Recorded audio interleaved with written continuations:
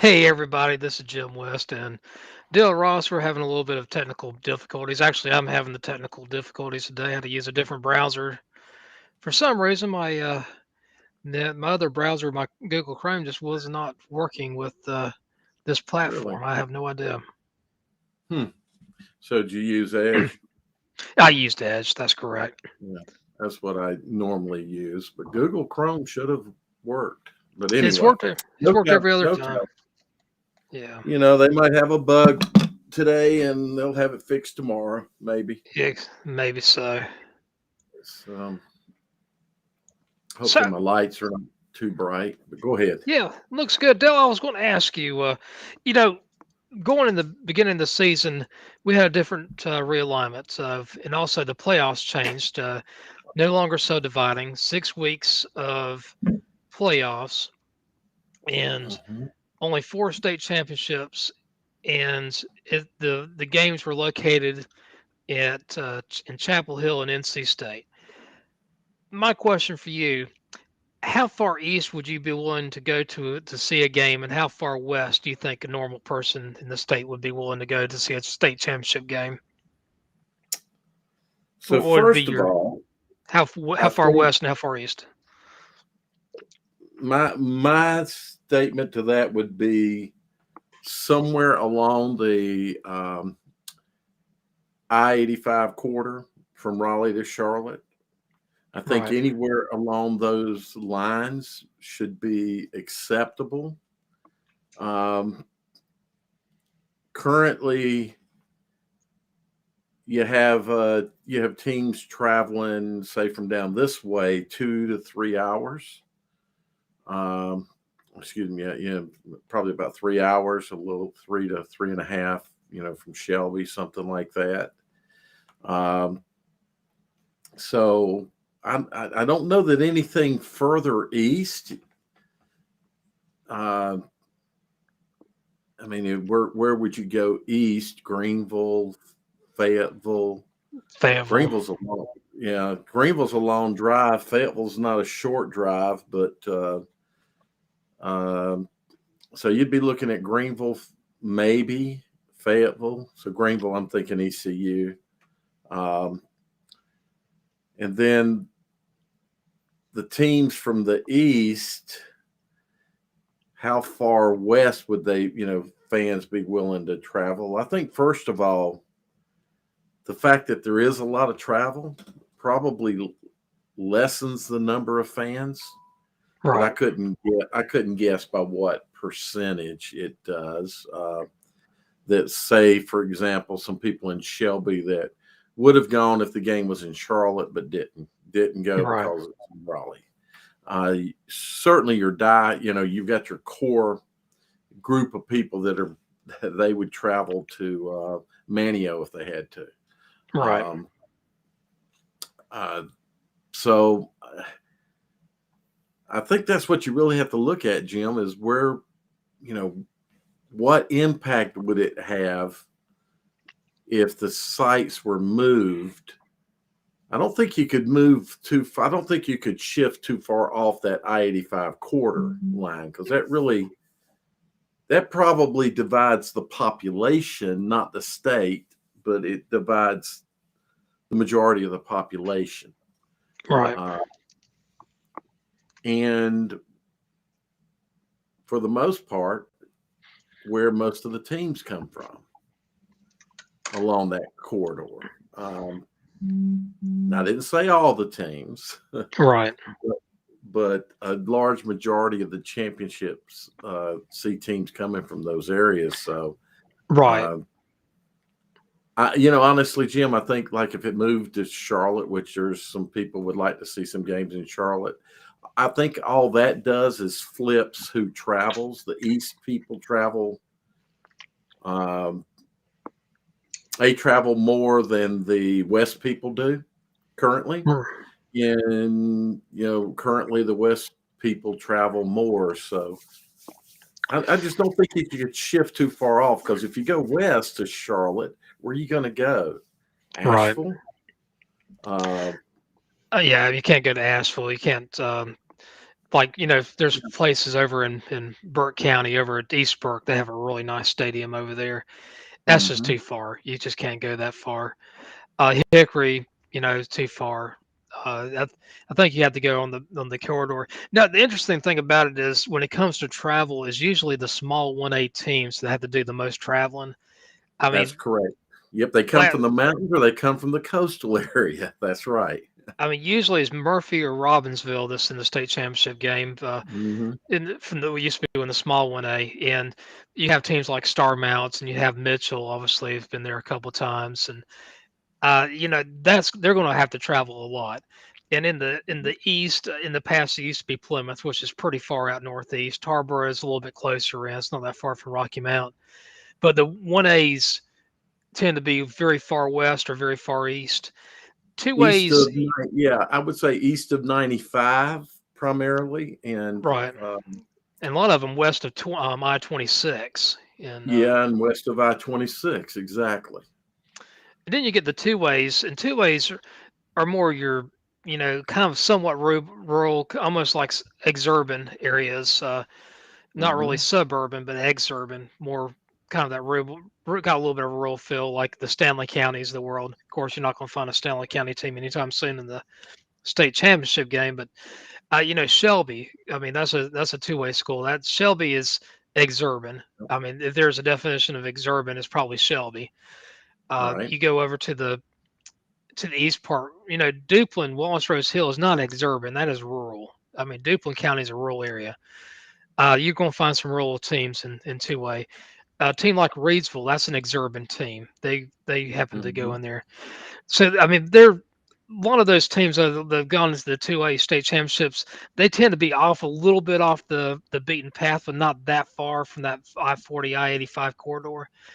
If you Right. look at if you look at the 4As, though, the 4As are just about always from somewhere on the I-40 I-85 corridor. So, hey guys, Tarboro in the house. Congratulations to my Tarboro Vikings. Look forward to tonight's live cast. Thank you so much, Chris. I was at that game. It was a lot of fun, and I will talk about that later on. But we should have a good thing. Now, Dale, let me ask you this: four state championship games, is that enough for North Carolina? That's a good question. Um, I don't think so. I think it's hard to get to a number. Um, I say hard to get to a number. I think it's hard to get to a proper number through the season and obviously through current alignments because I think we need somewhere in the neighborhood of 6 to 8 championships. But I don't know how and six probably would work better. But I don't know the logical breakup of the state for six and, uh, not having the things that we despise, having those split conferences. If we could not have split conferences, Jim, if it was just some kind of magical way that we would not have split conferences, I think six is probably a good number for the size of the state right now. And how I'd do that, I would probably go to the um, when we come down to the playoff time. I'd have 48 teams in 1A, 48 teams in 2A, 48 teams in 3A, and 48 teams in 4A. Align those top 48 teams in each classification, line them up, and then take Hmm. the top 32, make that the 6A, and take the next 32, make it 5A, and so forth. I think that's a Right. way you could make it work and have six state championships. You can call it 4A, 3A, 4A, 3A, 2A, 3A, 2A, 1A if you want to, or something like that. I don't care, but I think that's a possibility. I'm kind of like with you. I think four is not enough. Eight was okay, but I'll tell you what, from a energy level, I loved having four Yeah. this last year. We had some really good playoff games. And it was so nice. A lot of times with those subdividing, it seems like you have a bunch of weak matchups in the first two rounds. Not this year. Maybe the first round, but the second round there were some doozies. Yeah, so that was kind of the nicety of, at least, I don't like the way things were paired, but let's just set that aside. Um, that's that did produce, not the pairing part, but the way that we went to four classifications. Um, that did create a lot of good ball games. So there was not just one. There were several good ball games that people could go to each week of the playoffs and see top caliber games. Right. And we don't see that as much in the split conferences. Now, we kind of did here in the Mecklenburg County area, because no matter how you break it up, you got big schools and probably pretty decent football teams. So there was kind of like always a battle, even in the splits. But overall, in the whole thing, uh, I think less competitive football than we saw this year. So I think that's a good thing, and that's why I hesitate to say going to 8. While that was not a bad number, less produced more quality football. All right. So I, Exactly right. I think that's 6 somewhere in the end. That brings another question, which kind of begs what you were saying. Just because we play one classification, does that mean that's how we need to do the playoffs? Right. Uh, so can we not then split teams up, keeping them grouped in size, and you qualify and maybe get seedings, et cetera, for how you played in your conference? But do we need to call it a 4A championship? Um, I wouldn't be against having what's called the Sweet 16. Have take the best 8 teams from the East, best 8 from the West. yeah, Just kind of throw them in a hat and do all kinds of fun things and call that a state championship. I think that would do a lot to promote football. Also, know that a lot of coaches would probably not like it as much either. But just a thought. Now, so that's something that South Carolina did. Uh, they did it based on the size of schools. So right. the top 16 schools in the state were in the Big 16. Are you suggesting that be determined at the end of playoffs, and which might be an interesting way to do it? So you take the 16 largest qualifying teams, or schools, I should say. So we take everybody qualifies, we play normal, and then we take the top 16 um, that qualified, and then um, they play in the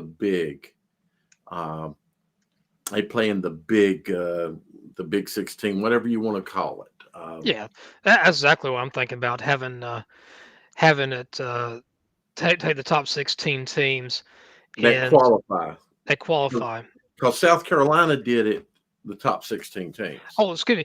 Not the biggest 16, but the top 16 teams. Take the best 8 teams from the East, the best 8 teams from the West, and throw them together. And the All good right, but thing is, now hold on there though. So you use the term the best team, yeah, based on and max preps, we'll do some type of formula up front. So at the beginning of the season.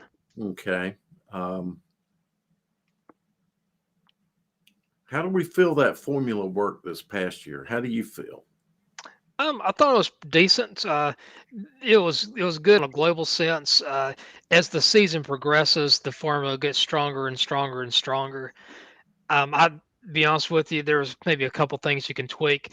I'd like what Max Preps did better than the NCHSAA's modified formula, however they do it. So I've never cared for the modified version, Well, the but formula they did before was they used the Max Preps power rankings. I did they modified it a little bit.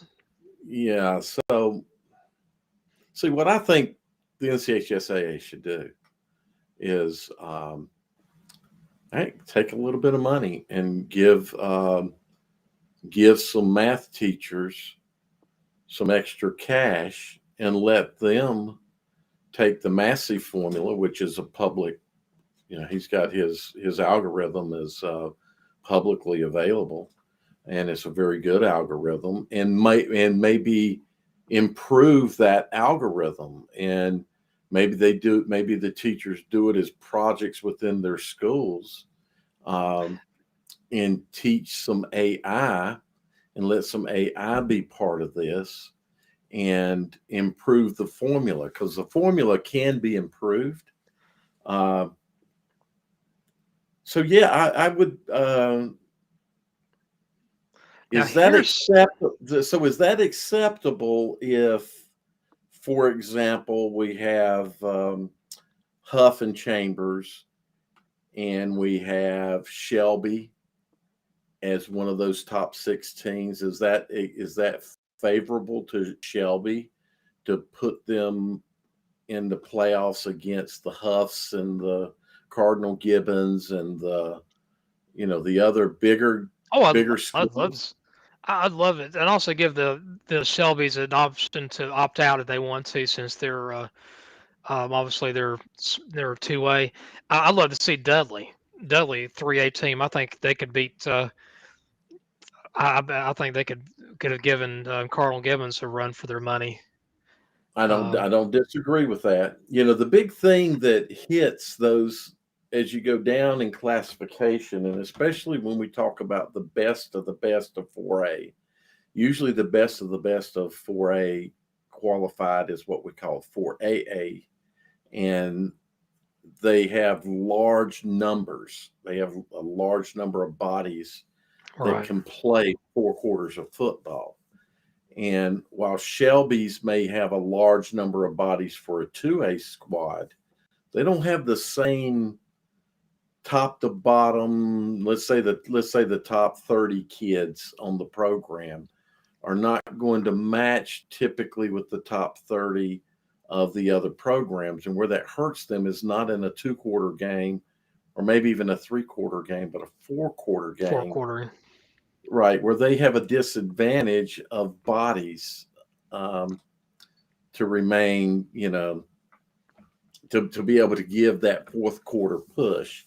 Uh, so Shelby can beat most 4A teams. I don't think there's any 4 quarters they can beat most 4A teams. Now, this Uh, is what I would do, Dale. If there was 16, let's say that everybody else does six rounds, and these teams do 4 rounds. Have the first game not that first Friday, but maybe the Tuesday the following week. And then have it the second game be on the third Friday, and then do it the same thing. Make it a Tuesday game or something like that between right after week 4 before week 5, and then have the title game be the same time as the 1A through 4As. Basically, give them 10 days to relax and rest up a little bit. the only That problem would there, be interesting. Jim, is Tuesday games would be bad crowds, Yeah, because weekday games are always, at least here in the Charlotte area, they're bad for crowds. yeah. Um, So you're It going to just not have. No, it's going to do two things. It's going to cut the gate numbers, but it's also going to cut some people's opportunity to watch their team play in the playoffs. the other thing I was going to say is just go ahead and televise that suckers, those games in the Sweet 16 or whatever. I Hmm. want every one of those things to be televised. That NFHS or whatever it's called does not get rights. I hate having them take the rights of these games across the state. Go ahead and cut them out of that Sweet 16. Televise those things. You'd only Yeah. have two Tuesday games. That's the good thing about it. You'd have it in week 1 and week 3. Well, Uh, let them carry the games if they want to, but they have to carry the games. Now, no, I guess what you're saying, and I agree, if it can happen, is people be able to watch it for free. Is that yeah. what you're saying? Oh, Yeah. exactly right. Yeah. Right. Open it up. And the other thing is, I know a lot of people love to have a like quote unquote a bowl game in East Carolina, one over in Asheville or whatever. Yeah. Let that Sweet 16 be a place where you can have these matchups. Maybe the regional final can be in at East Carolina, have a regional final over at Boone or something like that. Just something, just something to make it a little interesting. Give the kids a little bit more exposure. A lot of these kids never been to East Carolina. A lot of them never been to Boone. Mostly, I would have different teams play in the Western um, stadiums. Same thing with the Eastern part. So just something But a little bit we different. have to remember that ECU and App State are recruiting these kids as well. Right. And some of these kids aren't going to qualify at State, Carolina, Wake Forest, or Duke for, they're not going to qualify for the Power Five schools um, in recruiting, and they fall into an App State or an ECU, a UNCC. So let kids go play at some of those venues and see what it's like. Oh yeah.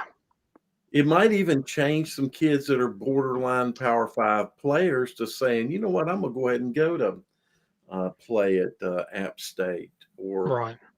I wouldn't, I hate to take games away from home stadiums, but I mean, you could really do this thing to where you play at the Elons and the Gardner Webbs at some time Oh during the yeah. playoffs. Western Play, Carolina. I mean, play. who Western Yeah. Carolina, wouldn't that be fun? Like be out there when it's really bitter cold. Well, not fun for me, but for some people would. I love to be down in Wilmington. I don't know what good football stadium would be in Wilmington, but go down to Wilmington where it's like 68 degrees on a Friday evening. Uh, um, Chris says he likes those ideas. I just think that there's two sides to it. There's the side of having a game in your home stadium, and there's a lot of value of that. But there's also, I think it's good to let kids see other venues and see what other campuses look like. And they might not have as negative a feeling about playing ball at that level. And Because quite, yeah, my go ahead. idea, you'd be able to opt in or opt out. If you don't want to play in that Sweet 16, you want to play in the regular 4As, by all Yeah. means, go ahead and do it. If you think that's better. But also, I'd build it up where you have a lot of recruiters and stuff like that at these games. Let them know it's at a centralized location. Mm-hmm. We'll give you, get you able to watch the game on the sidelines. Yada yada yada.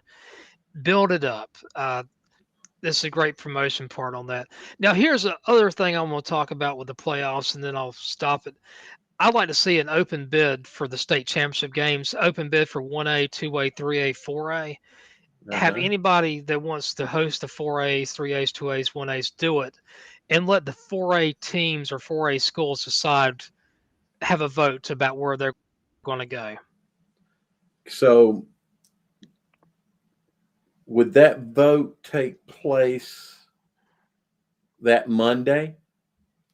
Oh, I think Uh, it should be at the beginning of the season. oh, you mean go ahead and just decide predetermine Yeah, and not let predetermine it. the final two teams decide? Yeah, I do it Um, predetermined. To me, it gives it also the reason why the stadiums a lot of time to if something bad mhm. happens, they can opt out of it. Obviously. Okay, so that's not I mean, I like the idea because I get the point of say kids going to Carter Finley and playing because they may never touch that field, and this is their opportunity to play. Um, so there's some value in that, but there's more value, I think, in an Elon or Gardner Webb or a Wingate Oh or a yeah. UNCC being able because they've got smaller venues which the fans can fit into better. First of all, I just think the environment may end up being a better environment. I think we both agree, and it's not just because of the hosting of the media, but Wake Forest in general is a better venue Oh yeah. because it's a smaller stadium. Um, it's still too big, but it's a I'd rather see games at Wake Forest than Carter Finley uh, any day for high school because Oh yeah. Big time. it's a I, bigger, I it's a better venue, right? I'd like to open up to the HBCUs, A&T, Yeah, yeah, and yeah. also NC Central in Durham. That's a Hmm. great place to watch a football game. Uh, Exactly. So we might could possibly address some of this, Jim, by getting the schools to agree that let's start playing some of your earlier round games at these various universities, if the universities would allow it. And I'm sure some of them would love to have it. I think so Central, too. yeah, A&T, I bet they'd love to have them. The other thing I was going to say, though, just for devil's advocate part, I live in Hillsborough, obviously, so it's so easy for me to get to UNC, and it's so easy for me to get to Duke University. The NCHSAA's headquarters is in Chapel Hill, is very close to UNC, and not that far from Duke. Hmm. There's a reason why these games are at Kenan State. A lot of them are always at Kenan State, and for the longest time, from I think it was from what 85 through 2000, they're always at Kenan Stadium. There was a reason why. I mean, obviously, the association at one time was part of the UNC system, and it was right there, right next to their Hmm. basically in their front yard. Uh, that's a hard thing to get her over, and I think if I was the NCHSAA, I'd probably start poo-pooing my idea, to be honest with you, and it'd just be normal for them to do that. Just Hmm. because there's a convenience about being close enough to a game where if something bad goes wrong, you can take care of it and you got your amenities there. Yeah, But they're going to have to. They're going to have to be the people, the directors, et cetera, are going to have to be at some venue. right, Um, and NCHSAA is going to have bodies at every game, no matter right, where it is. And yeah, so there is some convenience for them to have it in the triangle area.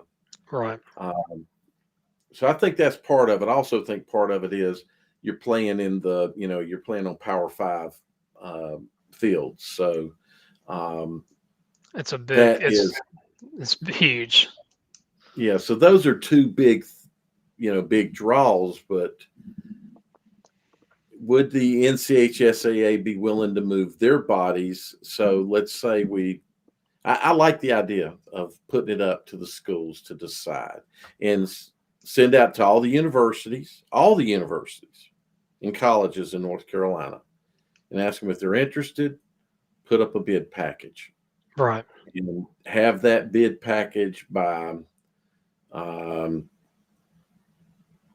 let's say, practice starts August 1st. Let's say you got to have your bid package in by the first game. This decision could be made in the first, yeah, 1 or 2 weeks, right? yeah. I And mean, sometime before or after Labor Day, have the votes tallied and so yeah, forth. Yeah, I think that's a great idea. so you got a bid package. Everybody can look and see what every school, what every venue is going to offer to host Right. the games, and um, then let everybody decide. It's not a slight to UNC or NC State or Wake Forest or Duke. It's just that you got to open this up to. I think you need to open it up to everybody I because, think so. You got an oligopoly right now. yeah, it's just I think it's unfair to the other universities not have that Right. opportunity to get that exposure for their programs. Um, So let's talk about the games. I'm getting kind of excited about next year already.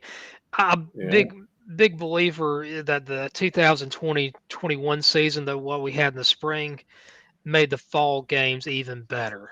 This is the best quality football I've seen in a I long I time, agree. I agree.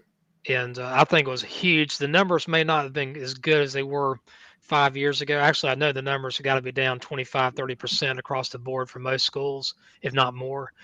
But Hmm. good quality football. I mean, fundamentally sound. You didn't have as to me. I didn't see as many penalties this year as I have in the past. But So Jim, that's because, and this is why football is better in South Carolina, in Texas, the and summer, other the spring places. games, They have their spring football, and they don't have what we have. They have real spring football.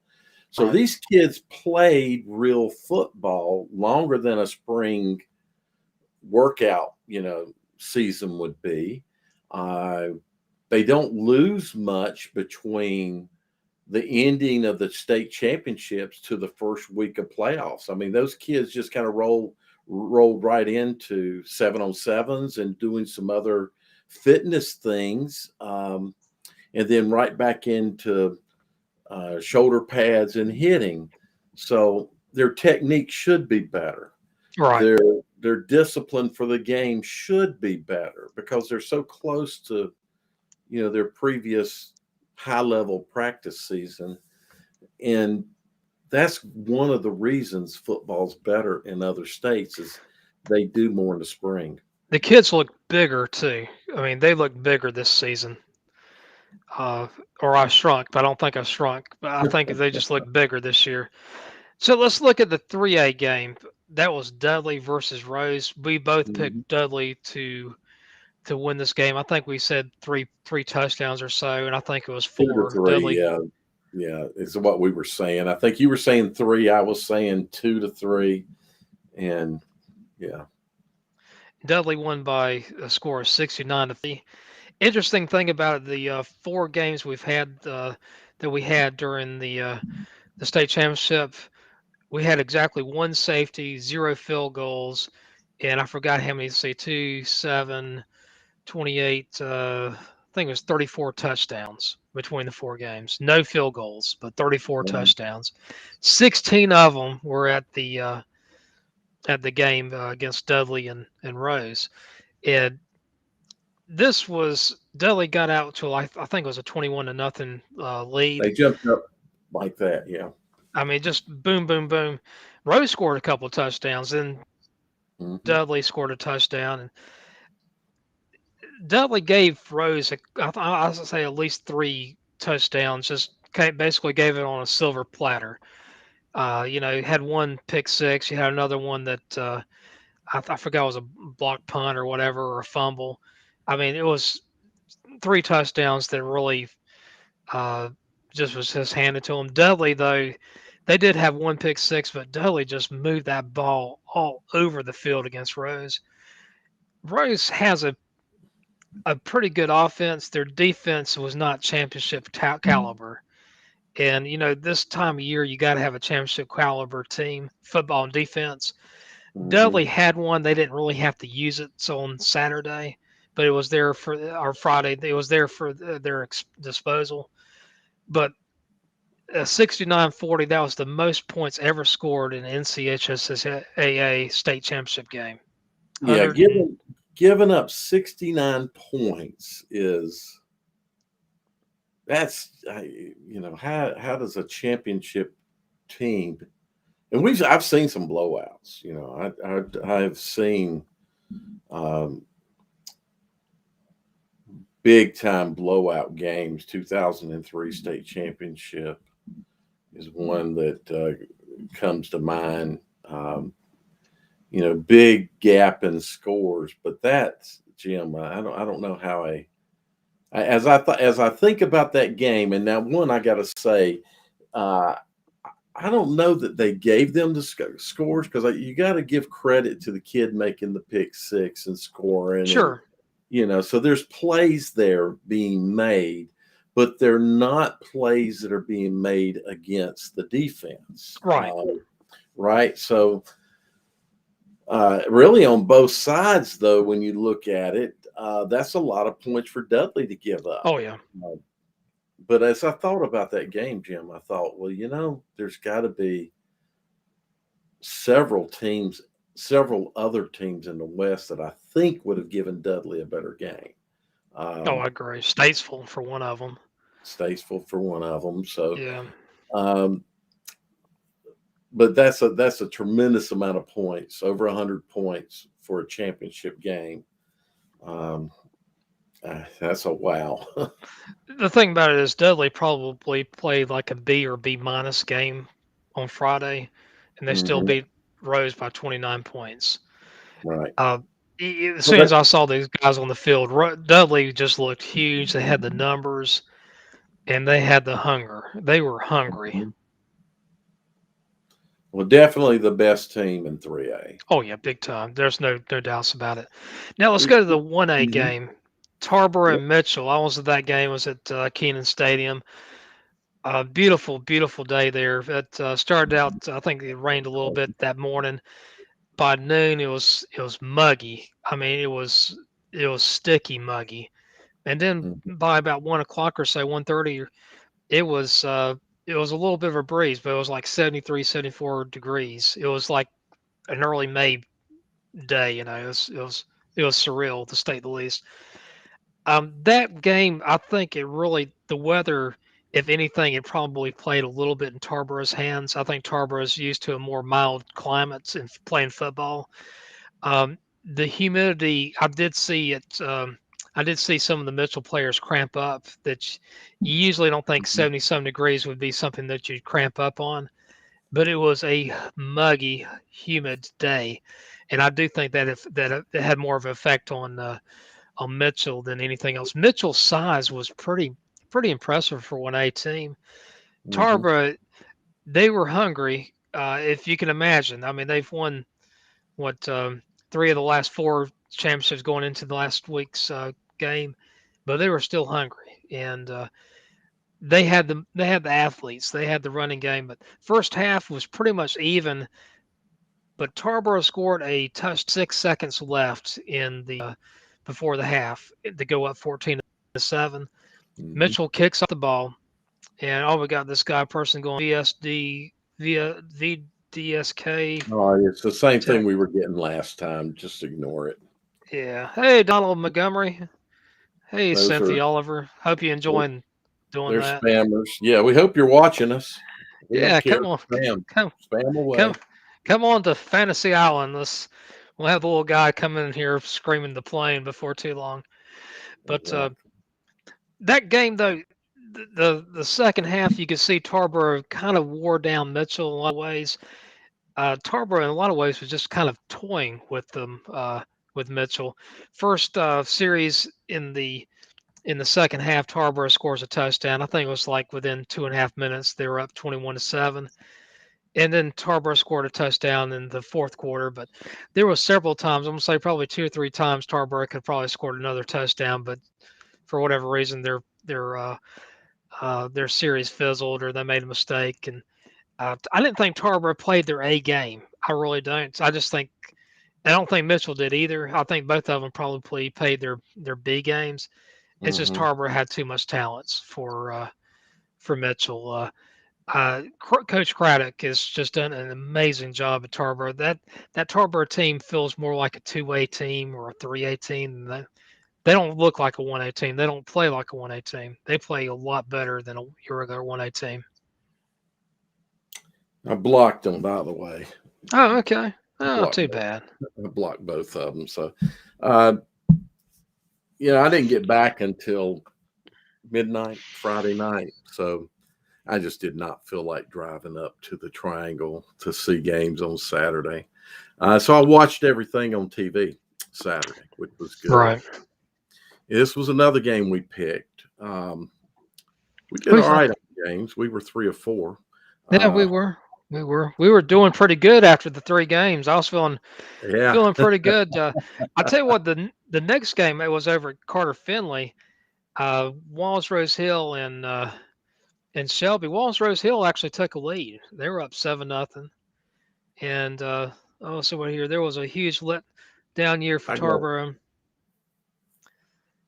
Yeah, Chris, I'm not trying to be funny. Tarboro just didn't look quite as big as normal.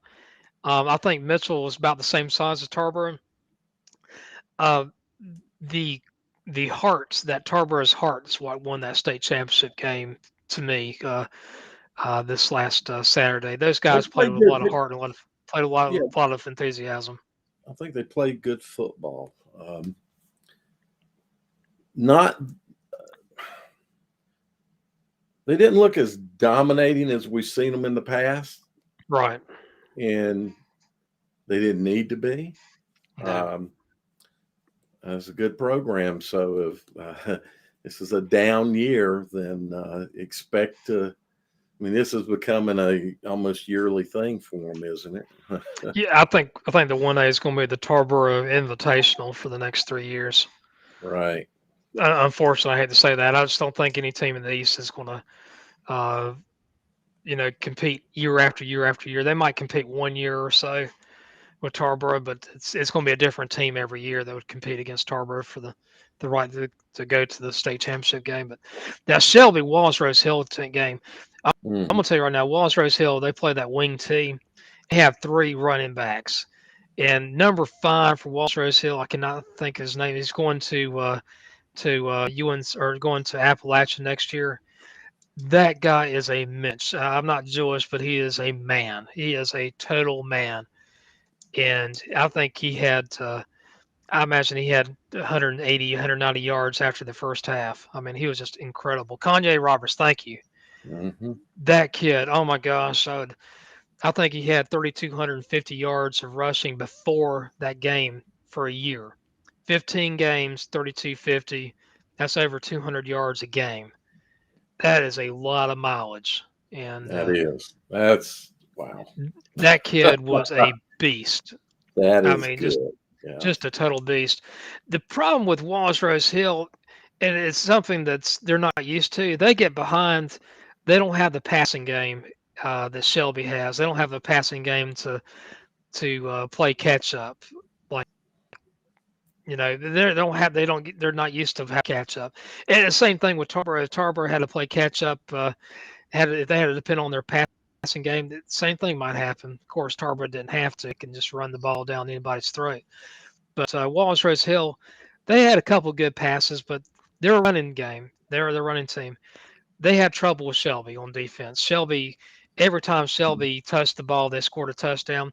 Uh, I think Wallace Rose Hill actually had scored back-to-back touchdowns one time because they they scored a touchdowns and then they did an onside kick, recovered it, and got another touchdown. Stuff like that happens. I forgot that. I think they've I think they got maybe one or two. I know they got at least one, if not two, onside kicks this on Saturday. Well, I they don't know are. the What I tell people is that they are kind of they're not in the mountains. They are a Piedmont team, so uh, they're just a smaller version of some of the better teams you see in Mecklenburg County. Um, so they've got all the elements to play the game, meaning passing. They got they can pass, they can run, um, good defense. They have speed.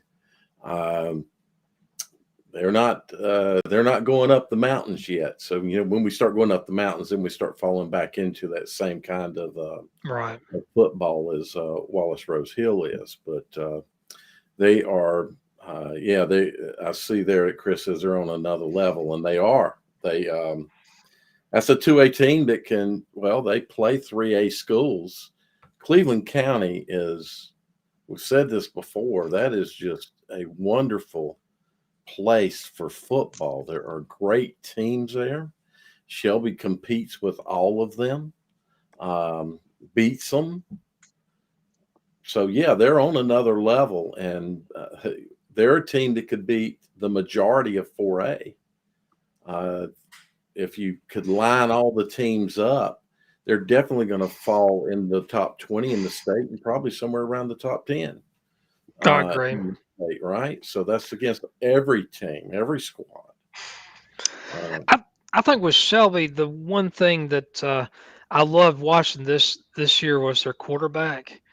That guy's a mhm. leader, and you don't see leaders all that often in high school football. But you can tell this guy knows how to get his teammates' attention. They listen to him, and sometimes you see other players that are just kind of going through the motions and listening, blah blah blah, or listen to the coach, and their minds wandering. I think this quarterback knows how to command the respect and to get everybody's on the same wavelength. Had the Mhm. poise of a 40-year-old. He reminded me of like a Tom Brady or something. So But that's high praise. But yeah, I agree. Very. very composed on the field is the best way to put it. He had a Uh, lot of confidence in his teammates, yeah. and that's you can tell with Confidence some. or trust is the way I think I might would use Yeah, trust in what your teammates trust do. too. Same thing. Yeah, exactly. A lot of Yeah, I respect for agree. his teammates. I agree.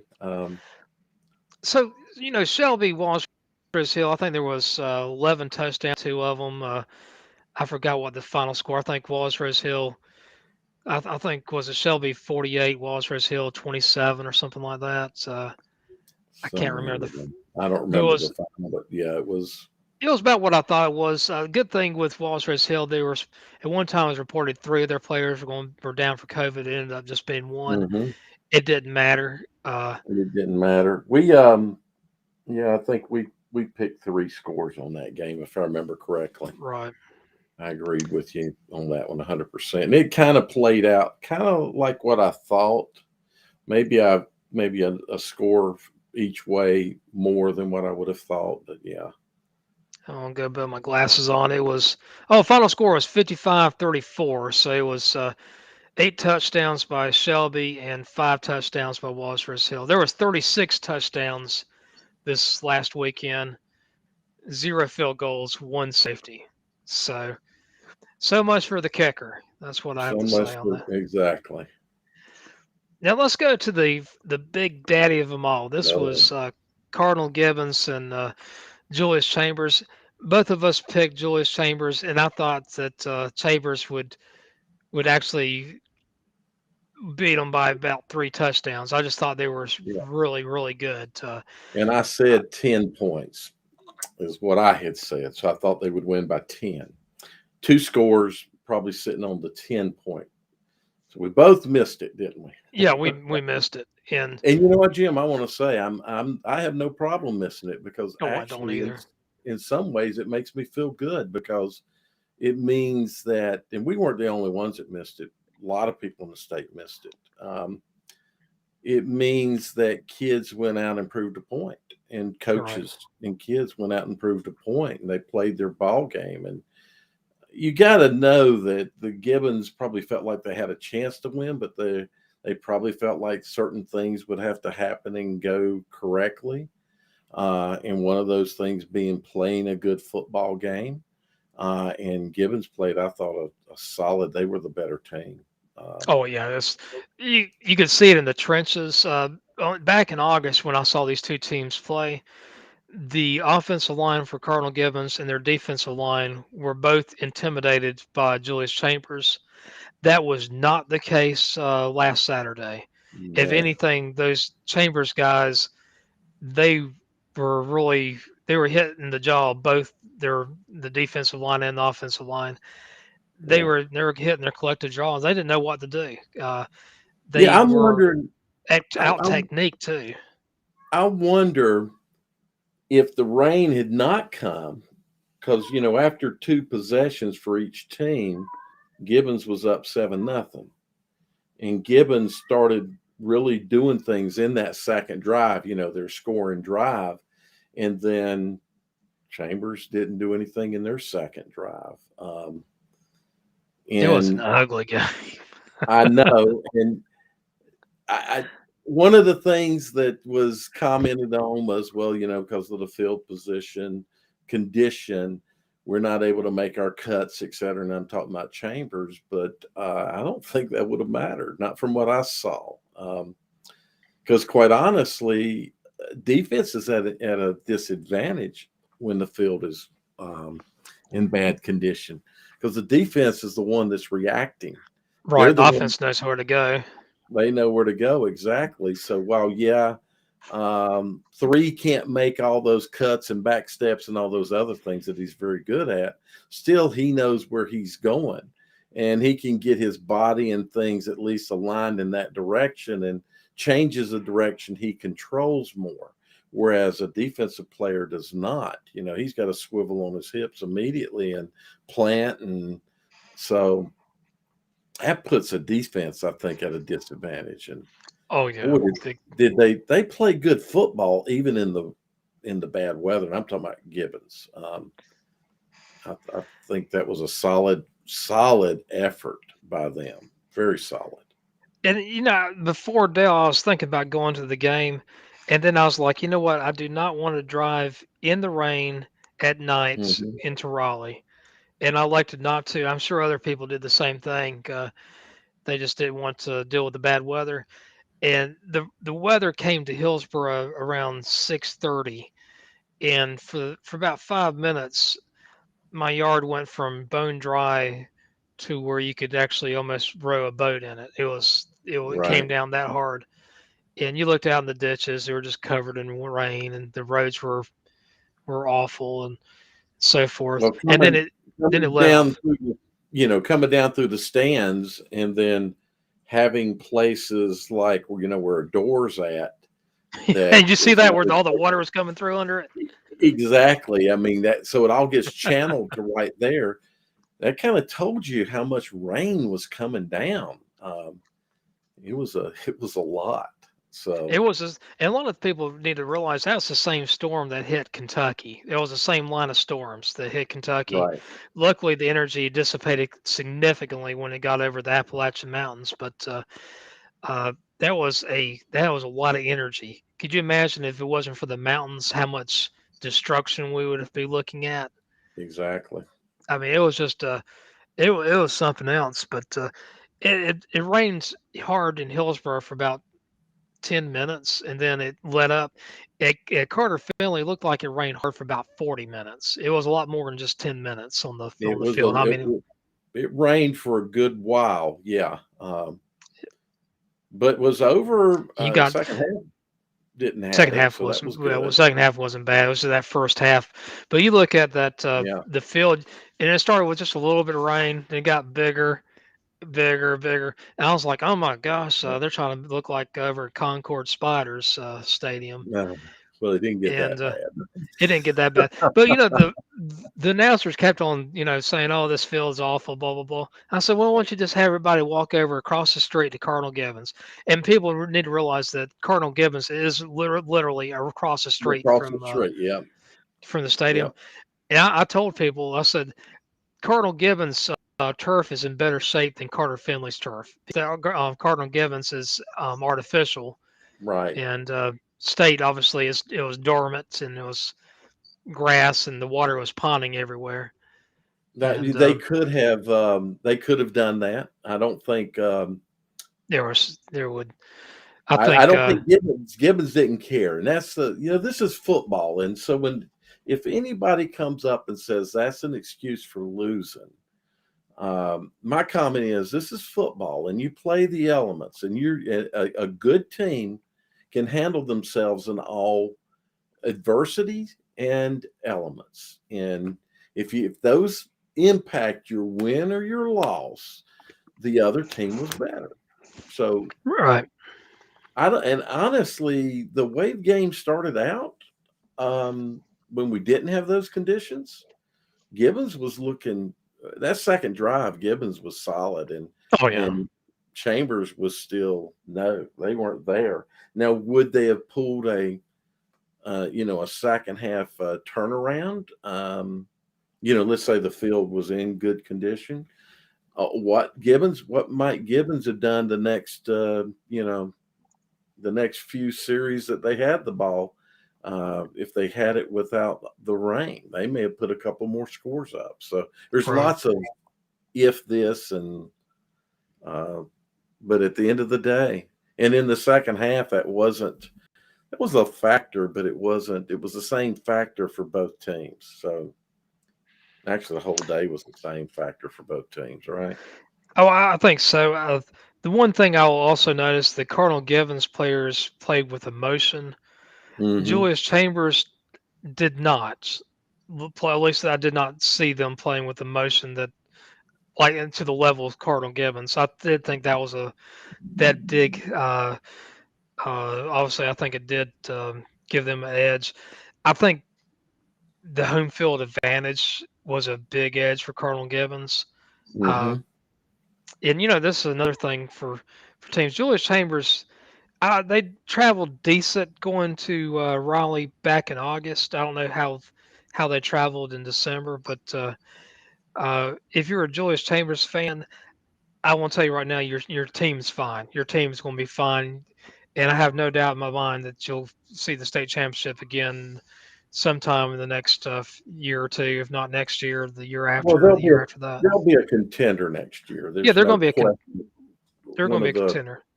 right, they'll be one of the teams that you got to mark down and say they have a chance at winning or at least being in the state championship.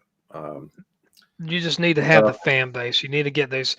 If there's a knock against Charlotte's or the Charlotte area, is that a lot of Charlotte teams don't travel well, even within the county. You got to follow your team. You got to go out there every Friday and watch them and cheer them on. well, they did a pretty decent job. They had a good turnout at the Weddington game. Good. Um, they had a obviously a tough game. So some of the schools that when they were Vance and when Brand was there, they were still struggling at early on of getting fans. They would pack them at the home games, but sometimes at some of the away games they would not. But um, Jim, I gotta say, I can't speak now, but let's say during Mallard Creek's run, Mallard Creek did a decent job of traveling. Um, Butler does a good job of traveling. Providence does a good job of so there are schools that do good jobs of traveling, and then you turn around and you got programs that can't even put home fans in, let alone travel. Dale, can you do me a favor and put that last comment on the board? One. Oh yeah, yeah. I'd love to. This is a good. Yeah, this is a good one here. Do you believe Yeah. aliens have visited us? Um, Depends on what you define aliens. If you're talking about like someone from like Europe, that might come by and visit, they might be legal aliens.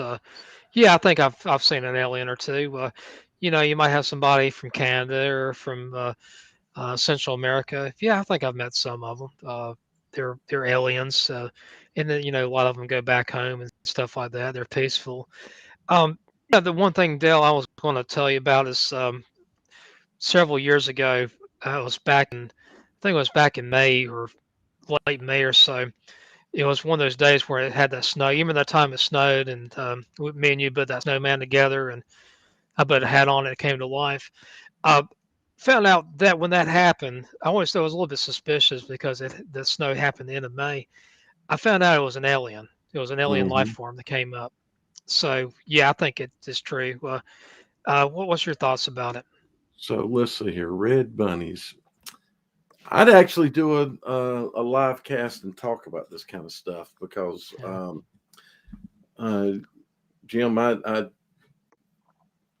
I kind of believe that there is I don't know that I don't know that we have any aliens interacting with us right now. I'm not going to say we don't. I'm not going to say that we do. Things like I don't know what this person's talking about, and honestly, um,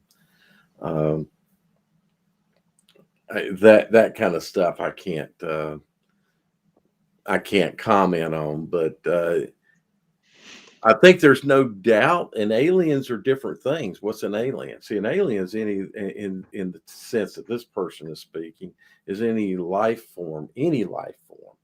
Doesn't have to be a bodied walking, technologically superior being. It could be bacteria from Mars or etc. So the answer Well, to the question is yes, but to discuss it in deeper detail, I'd rather do that some other time, some other yeah. venue. Okay, that's a I'll deal. do it, That's Jim. I'll do it if I'm willing to do a cast and to talk about those kinds of things. That's my alley right there.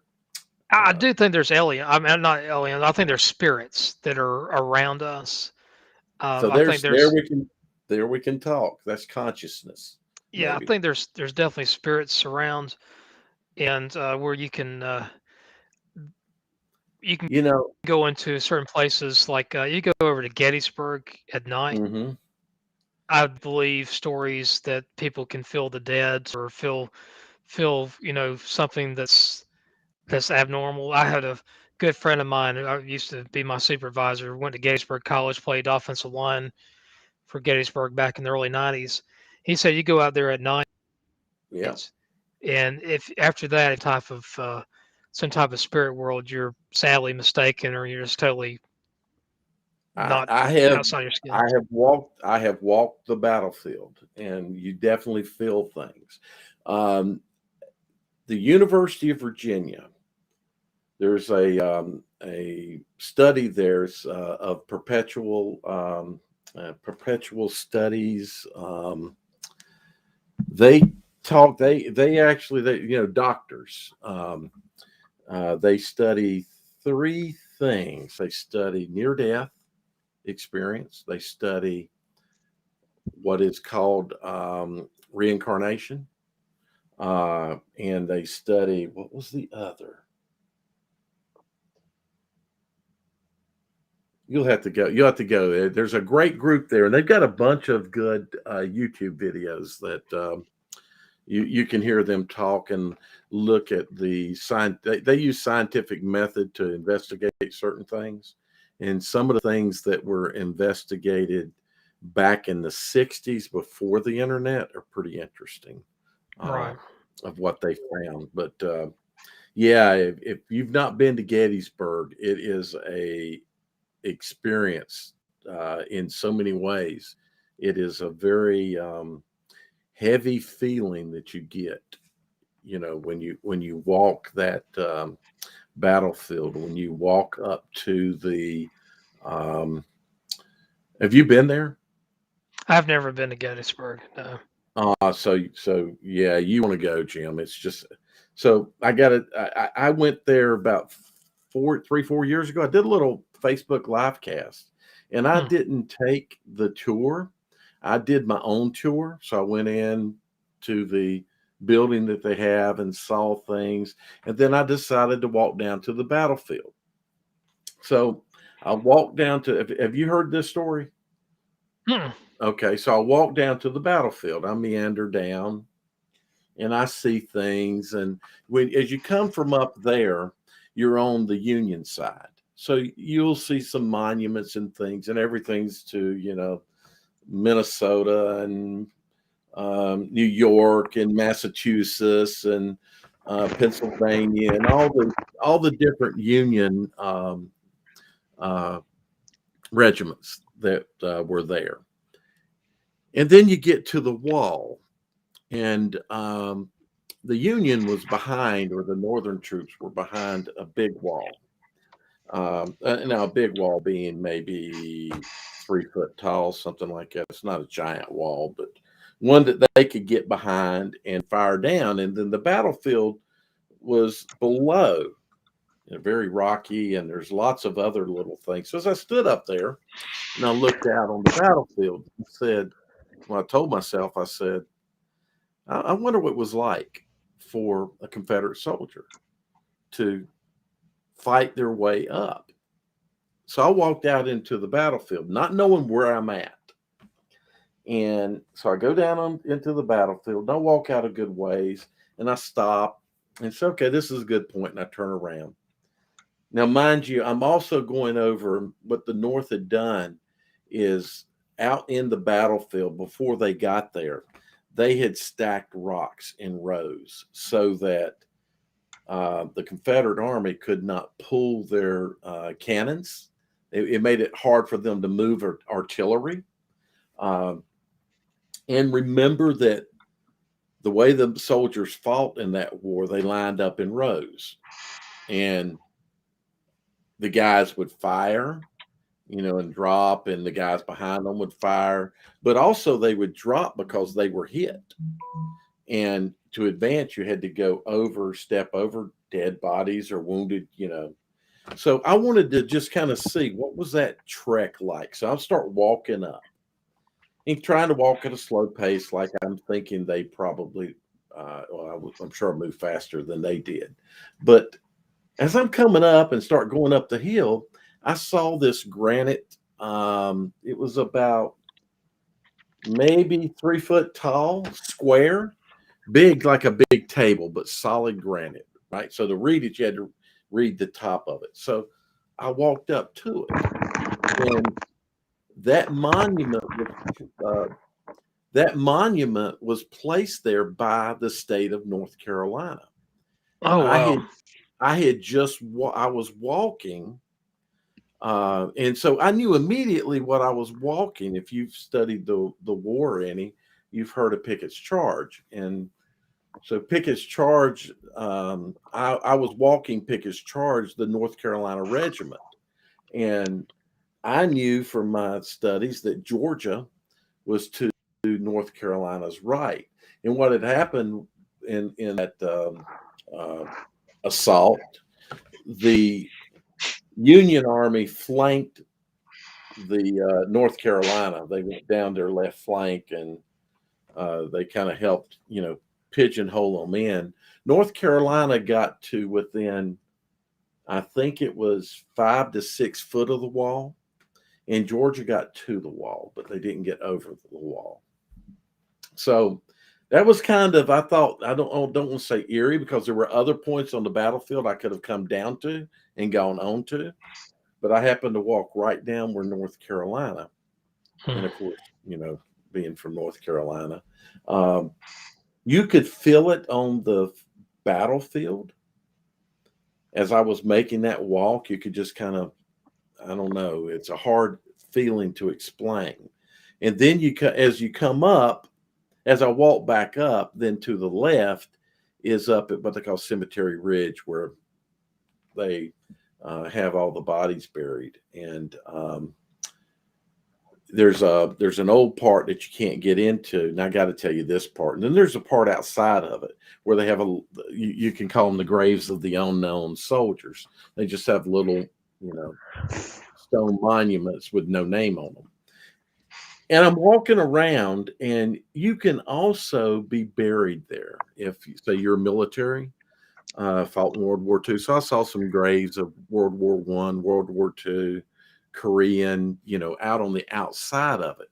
So I'm walking up the road, and I saw this older couple. I was on Facebook Live when I did this. So I asked them, because I had learned a few things that I didn't know. Um, I listened to a guy that was doing, a guide for a group, and he was talking to his group. So I kind of walked over and listened to some of the things he said about the battle. Um, and I asked these people, "Did you learn anything?" And you know what their answer was? They What's said, that? the first answer was a lot. And I was a little surprised. I said, "A lot? Like what?" They said, "Everything." And I couldn't, I couldn't understand what they meant by everything. So I asked them things, and they had never heard of the battle. Um, I asked them, well, their excuse. I said, "You've never heard of it?" I said, "You've not even heard of the Gettysburg Address?" They said, "Yeah, but we didn't know that this is what that was. This had anything to do with that." And I was shocked. I can't remember exactly what I said, but I was like, "Wow!" And their answer to me was, "Well, we're from California." So I Oh, told them, I said, "Well, I'm from North Carolina, and I know about your gold rush in 1849." that's So, awesome. granted, those of us that grew up in the South, or let's say the eastern part of the United States, learned something about the Civil War. I'm sure everybody in the country learned something about the Civil War, no matter what state you're in, including Hawaii, I would assume. Um, so this person is really wanting us to know about. So the problem with a time machine, and you can't discover a time machine, and the reason a time machine will not work is physics. It would take the amount of energy that it took to start the Big Bang. So time machines are not possible. Unfortunately, there's too much energy is required. Well, how about what happened to Bill and Ted though? Didn't they have a time machine? I can't remember. Yeah, it's I just mean, it's it was just too on much. television. It's got to be true. Exactly, it's just too much. There's just too much energy required. Don't say never. There's too much energy required for us to physically move to another time dimension. Now, I is wish, that I wish there was a time machine just for one reason. I'd love to mhm. go back and see, understand my ancestry a little bit better, like Yeah, what me too. happened to certain people in my direct lineage. Me But too. I would. One of the things so I'd like to do, Jim, is and you are too. Um, there's never too much energy. They just don't. This person just doesn't understand, do they? The physics of it. let's put it this way: the I'm like, sun itself is not enough energy. do I? The sun The doesn't have sun enough is, energy. yeah, Exactly. There's not enough energy in the sun to do yeah. this. A black hole? No. A warp in space, maybe. Um, a wormhole, maybe, but it takes energy to open up wormholes. And so you'd have to be able to find a warp in the fabric of time to be able to move through.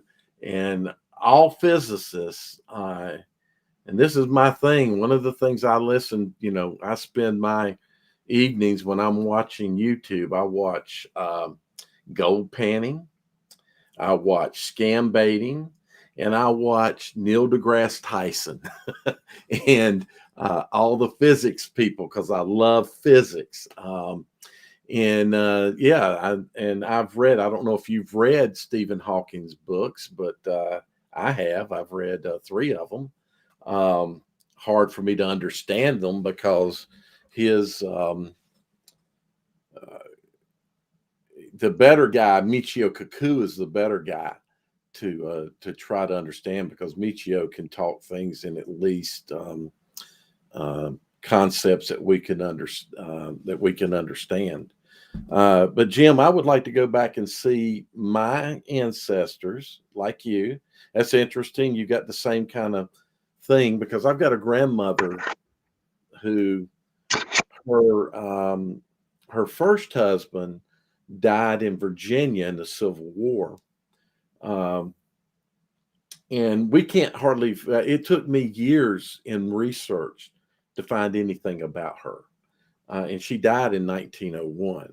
So it's kind of hard to believe, but the poor people, you not much gets left about people if it's not passed down by family. And so I would like to peek at them and watch them. And I'd also like to watch Native Americans. Um, I would like to, where I live right now, I would like to be able to go back 400 years and see what's going on here with Native Americans around me. Tell you what, there's some things I'd like to see done in North Carolina. Go back to like 1903 to see Orville and Wilbur Wright's fly. See what their contraption. See them.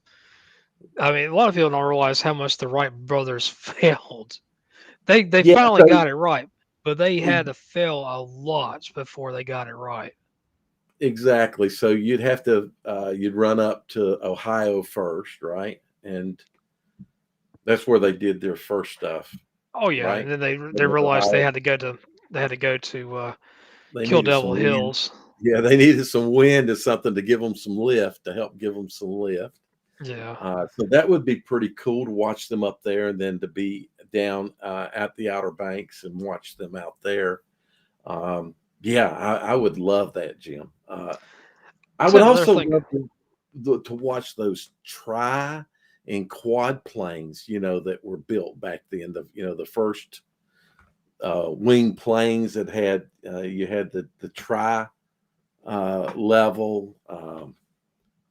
obviously were not good concepts, but I would like to see those. That would be those are physics challenges that obviously people with physics minds didn't build these things. I would have gone to Greensboro back in 1960s, Woolworth, Yeah, I wouldn't and mind see the seeing that sit-ins. as well. Yeah, I would. That would be cool. I would Um, like to. I'd love to see a game over at the Tin Can at Carolina back in the 1930s, where they first played, or they Uh, played basketball. At one time, I was over, I think it was in Bynum, and the audience was actually on the second floor, and the play that'd have been fun to watch those games. you know, I'd like to watch those first three ACC championships at Reynolds Coliseum. Oh yeah. That very early days of Reynolds Coliseum. That would be really cool. What was it like the Actually, first 12 years they played at Reynolds? yeah, I don't remember if it was 12, but it was at least a decade. Yeah. Yeah. Uh, to watch some of those old Tobacco Road games would be pretty cool. But for me, though, really, it's history because I'm a history buff, and there's certain things I would like to watch the Battle of Gettysburg. I think I would. I don't know that I could bear um, the carnage would be difficult. I think for anyone to watch, but Oh yeah, I wouldn't want to. I couldn't handle that. I would like to see stuff like what the CCCs did back in the 1930s. You know, building all those roads and stuff. My mhm. grandfather was in the CCCs, and I think that'd be pretty cool. Seeing the creation of what's that trail in the mountains, North Carolina? The not the Appalachian Trail, but uh,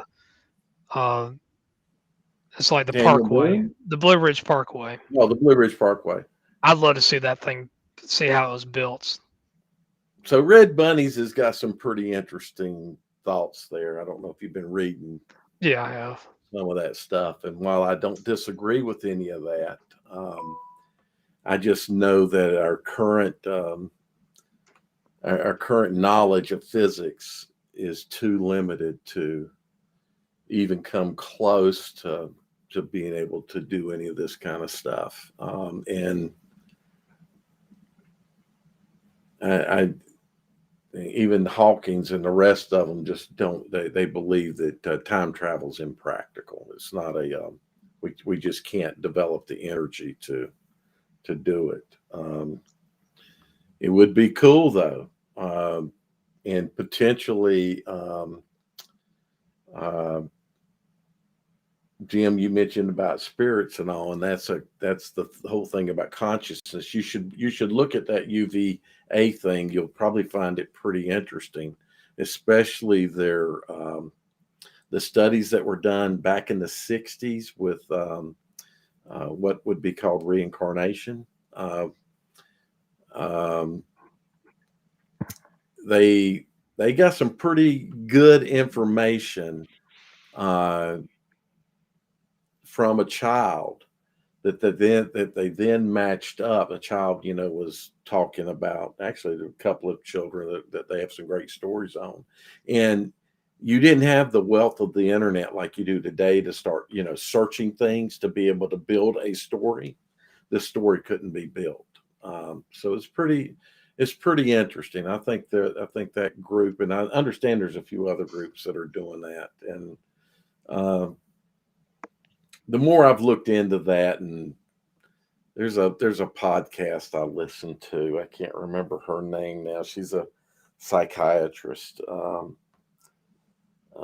She's a psychiatrist by trade, and anyway, it does a lot of discussion about consciousness and what consciousness is, and Yeah. consciousness might be able because Einstein, if you go by theory of relativity and all the things that Einstein taught, everything that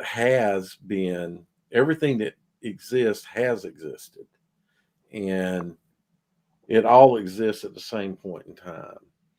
So, Now are let me you? ask you this: do you think Yeah. with spirits, you think the spirits can take can take some type of I don't know, connection to some type of physical property, like let's say a book or a room in a house, or some, you know. So can they move objects or do I don't No, know not that. I'm talking about like where they're actually, if you possess touch a someone? book, you can actually feel their energy or something, Oh, or feel some type of physical I believe you can. I think that is something that probably that you can. There's some type of medium that even physical objects that we know that we might be able to. It might go in a room. You hmm might feel something. Reason I say that, I guess it's been about 10 years ago. I was over in Marion at the some house up there. It was it was a um, historical house, and I was wearing shorts that day, and I kept on feeling somebody pull my leg hairs. I looked around, didn't know it was a Carson house over in Marion. And I asked the lady that was giving the tour guide, I said, I feel like, just out of curiosity, this place haunted? And she said, well, there's reports about these kids. One of these girls like to pull the leg hairs of men. I'm like, okay. So Jim, if you so the concept of consciousness, which I can grasp, and I don't obviously we won't know if it's real or not until we maybe obtain it, but is that there's a consciousness to you. And one of the things I always tell people, I saw something here about the Bible, and one of the things I tell people when they talk about hell is we might be on hell. We might be in hell right now. This might be hell. Um, and you just have not attained your goodness to train, to move up to a higher level. And so when you die, you have to come back and do again, do again, do again. And consciousness is, you hear about we're all connected to one thing. And when you hear people talk about near death experiences, um, and some near death experiences can be explained by drugs, etc., that people are on. So you don't know if you're in a semi-lucid state and etc. But some of the experiences don't have that. Um, your consciousness always exists, and your Right. subconscious. Um, it's a bigger. I don't want to say mass, but it's a bigger thing that is an energy that they're trying to measure this stuff now to see if they can actually measure uh, an energy leaving a dying or leaving a body to see if they can depict what some people call a spirit being really more of a consciousness. Right. Um, I don't know, just to get back to your question, Jim, I think possibly if all that is real, then that's I think you could feel, yeah. I don't know about the interacting with the physical world. I think the only interaction one would have would be through a mental, um, some kind of electrical energy um, interaction with our brains versus, pulling hairs on men's legs. I'm not going to say that can't happen, but I don't think that would fall into that description of what consciousness is. So I like some of these comments here. See, I also believe in, I think science has proved that there are multiple universes. The question is, are they, to what level and type of universe are we talking about? I don't know how you feel about universes, Jim, but Well, and that you particular thought. were mentioning about hell. I don't think hell of as a geographic location like a lot of Uh-huh. people do. Me I don't neither. I don't Yeah, I don't think that's the case. I think it's right. more of a state of mind. I think there's some people that do live in a state of hell, and within their mind because they can't get out of their own way. I do believe that. I think Yeah. when it comes to like eternal salvation, I think that's something that I think that's a just. I don't think there's a right or wrong answer to that. I think you have to follow uh, your own minds and your own heart.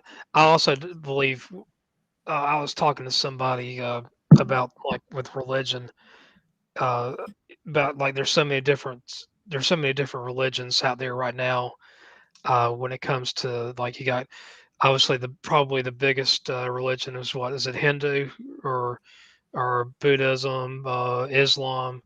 You got Probably Judaism, Muslim Christian. Islam is, I think, the largest. Hindu is pretty big. Yeah, I mean, they're all too big to be honest with you. yeah. I It, think they're all Christianity and everything is too big. But go ahead. it the big thing is I tell people there's a reconciliation. I believe if you do believe in a one Almighty God or whatever, there's got to be a reconciliation. There's a lot of people that are just they're Christians. They believe only Christians are in some type of club as long as you quote unquote profess your love for Jesus that you're And not your that's the love. way. You profess that he is He's your your path. He's your he path. is He's your your path. savior. Yeah, He's your he's path. He's your only gateway to that, right. which I fully do not believe. So, I don't believe that either. I know a lot of people that are yeah, not Christians that live quote unquote the Christian life if there ever was one. exactly. They actually live a better life than Yeah. most. Yeah, exactly. So So, I tell people is don't get hung up with the rhetoric, and there's a lot of people who do, and mhm, as such they judge way too much about it. Instead, just do the right thing. Be a like the Boy be a Scouts good always human. be Yeah, a good human, do a good be turn a good daily, human. do your best, and That's just it. leave it. Just be a good human.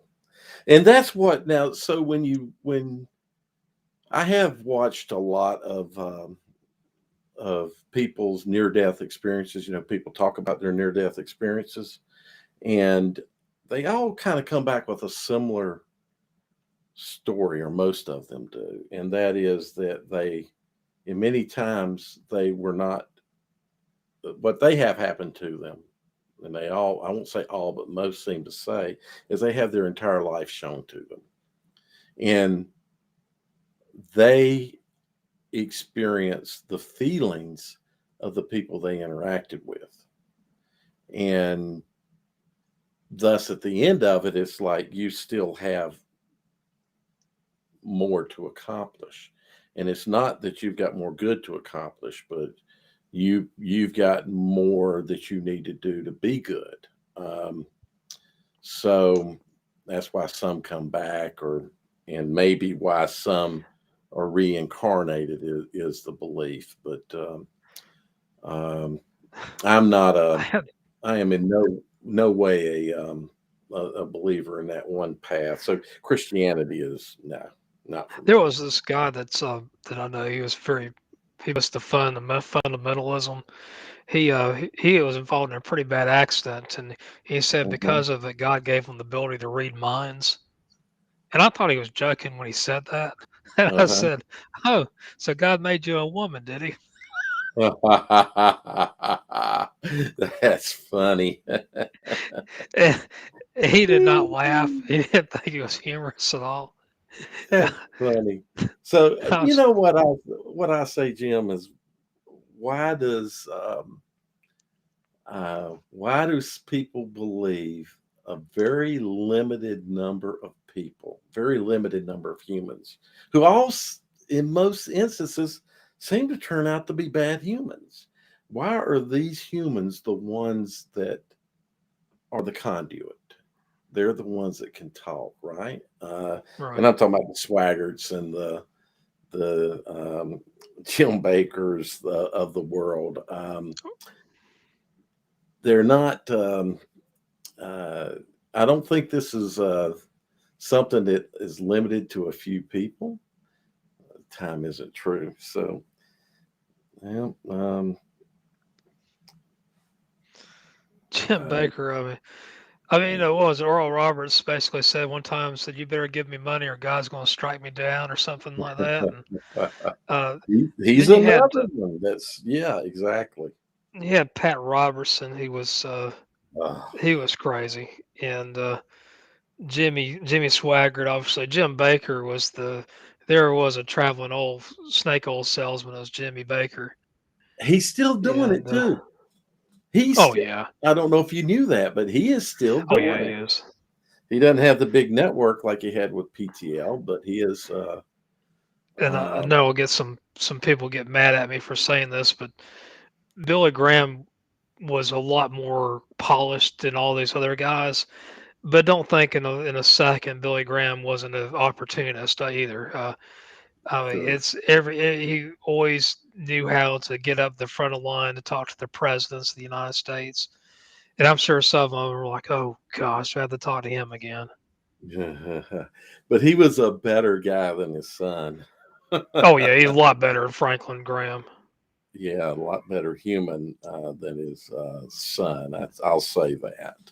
If Uh, you want to look at like politicians that are really good people, I'll give you two of them: Jerry mhm. Ford and Jimmy Carter. Those Yep, guys were Boy Scouts. yep, I agree. Oh, by the way, if you're interested in, let me uh, let me block this person. If you're interested in universes, you want to take a look at Max Tegmark. He's a physicist. He's got some great information about, and he's also got a great newsreader. He had developed a newsreader that lets you set your own bias for news, um, and you don't have to worry about ads and all this other kind of goofy stuff. But it's called. Oh, you can look for Max. You can look up Max Tegmark, Tegmark. He's a very famous physicist. He's got a great newsreader that you might find interesting. Oh gosh. Oh, okay. I thought saw something gravity here, and I thought I had a flat earther too. Jim, you're gonna love this. I'm teaching my class a couple of weeks ago, Hmm.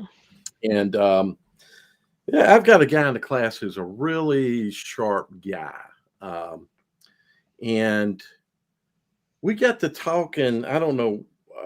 It was during one of our breaks. We were talking about ancestors, and so I brought up my 1, 2, 3 and me um, site, and then the first thing in the profiles shows how Neanderthal you are, and I'm 92% Neanderthal than the majority, or than the rest of um, 1, 2, 3 and me customers. So I'm in the top 8%. And so I mentioned that. And he's like, "Oh, no, no, no, no. I don't believe that. I don't believe in them." I said, "What do you mean you don't believe in them?" He said, "That's the missing link." So first he didn't understand. He's like, "That's the missing." I said, "No, no, no. Neanderthal were humans that lived on Earth. They came out of Africa. They migrated out of Africa before modern humans did. Um, they found their body. They found evidence of them, fossils, etc., in an area called Neanderthal, and that's you know they're a real thing." So then he believed it. Then he said, "Oh, okay. I thought you were talking about missing link." And then I don't know how it happened, but he said something. I can't remember what it was. It made me think this guy believes in a flat Earth. And I saw gravity brought up here, and so one of the things is we were going through this whole thing. Flat Earthers don't believe in gravity. Um, so I held something up and I dropped it, and I said, "Well, how did that fall?" And he said, because it's heavier. I said, what? Heavier than what? Heavier than what? And I said, what you mean and what flat earthers? He said, no, I'm not a flat earther, but he is. I said, they talk about density, but the air is more dense below the object than it is above the object. Um, why does the object go down and not up? Why does everything go down? Um, and then what? Oh, so we're just going through different things, Jim, and we're talking. And I mean, he's definitely, if you've never talked to a flat earther, um, their beliefs are pretty out there. Um, I told him, well, Just you've tell them got evidence. 9.8. Well, no, see, they've got that. I watched a great debate the other night. There's a guy called Fight the. So one of the things I watch is flat Earth stuff, debunking, um, and that's been coming up a lot. And they use it as a constant. It's actually something we can calculate, and they cannot. Now they're trying to use it as a constant, but. I told him, I said, go to the ocean and watch the ships and you'll see them disappear. And he said, yeah, but you get a binoculars, they'll come back into sight again. And I said, yeah, but not all of it. You'll slowly see it sink till you only see the mask and then you don't see anything. Um, and I said, there's you some proof right there that, you're going around a curvature. So anyway, throughout the day, for the 2 days, we discussed it on and off. The Friday we're sitting there and we had Jimmy John's. So I took my Jimmy John's wrapper and I balled it up as much as I could into a ball. Oh yeah, he said globalist was the first thing that triggered this. That's what they call us as globalists. So I balled it up into a ball, and then I took a piece of napkin and I tore off the napkin and kept it flat, and I laid it down. Then I put my balled up ball up beside it. I didn't say a word. The other three guys are talking, and as soon as I laid it up there, the guy sitting beside me, he just burst out laughing. And I did, and then the next guy, he's laughing. And I mean, they just burst out within 5 seconds of each other. And I don't say a word. And he says, they look over at the guy that I've been having this discussion with. His name is JJ. And they're like, JJ, that's the flat earth. And that's flat earth and the earth. That's Oh, funny.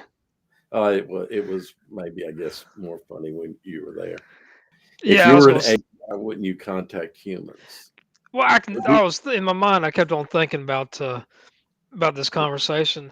A lot of times, these people they believe the rhetoric so much to the nth degree that if you say anything about it, they won't listen or to any type of discussion. I'm willing to talk to someone that's a flat earther, Oh, but at the I had same a time, great it's I had a great conversation with him, and I told him, I said, at the end of the day, I said, you're a smart guy. I respect you. I would like for you to learn a little more, learn some geometry, because he got into the flight path stuff. And why do they, you get these things of why do flights go up and come down? Because that's the shortest distance then to go this way. And we were trying to explain it to him, with geometry. Um, but I respect him. In fact, the guy would be a hit on TikTok. He's got a mm, great personality, he's funny. And so I told him, man, we need to get you on. And if you want somebody to bounce off your stuff on, in a video, I can be your, what do you call it? Uh, the guy that for comedy you bounce your things off of. yeah, you're straight man. Yeah, or however it may be. I can be that guy for you if you want me to be. So yeah, we had a good. I'll have a conversation with anybody Oh, about it. when you're talking Yeah. about like Gettysburg. You ever hear about the Battle of Street Farms? Street Farms. Street Farms. Street Farms. Street Farms. The Battle of Street Farms. Okay, you're not are you? Oh yes, I It was am. okay. Dwight Street always said that the most Oh Battle of Street Farms. You- yeah, yeah, yeah, yeah. Now I know what you're talking about. Yes, yes, That yes, was the yes. funniest one of the funniest ones ever. And he was getting all That's happy one of about the. it, and oh, that was That's awesome. that's not as funny as Ryan started the fire. Oh, You that remember was that awesome. The fire guy, and then like one? when he came back after he got fired for embezzlements and for fraud, Kevin used to call Hmm. and said you're not the fire guy, you're the fired guy. And I was up in